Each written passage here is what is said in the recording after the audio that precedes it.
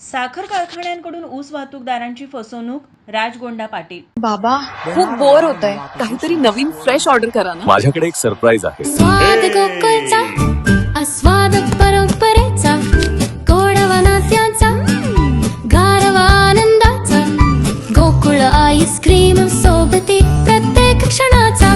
Gokul ice cream. राज्यातील ऊस वाहतूकदारांनी वाहतूक आणि तोडणीचे करार करताना दिलेल्या कागदपत्रांचा गैरवापर करत राज्यातील खाजगी आणि सहकारी साखर कारखान्यांची मुद्रा कर्ज योजनेची उचल केली आहे. नामवंत बँकांच्या अधिकाऱ्यांना हाताशी धरून ऊस वाहतूकदारांचे सिबिल खराब करत त्यांना देशोधडीला लावण्याचं काम कारखाना प्रशासनाकडून करण्यात आलं आहे.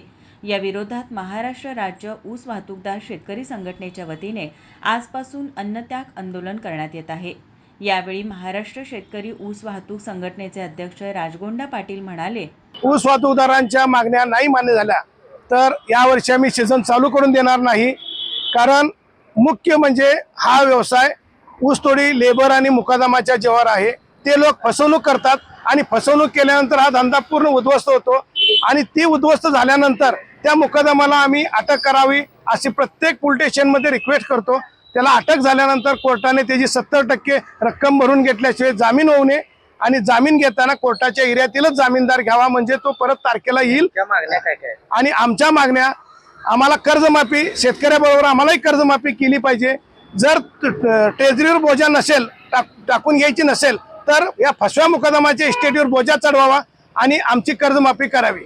जर कर्जमाफी नाही झाल्यास आम्ही सर्व वाहनं घेऊन मंत्रालयावर जाणार आणि मंत्रालयाच्या दारात सोडणार आणि आम्ही कर्जमाफी परत कोणत्याही बँकेचे कारखान्याचे 1 रुपये भरणार नाही. तसेच या मागण्यांचा विचार न केल्यास यंदाचा गळीत हंगाम सुरू होऊ देणार नाही असा इशाराही संघटनेच्या वतीने देण्यात आला.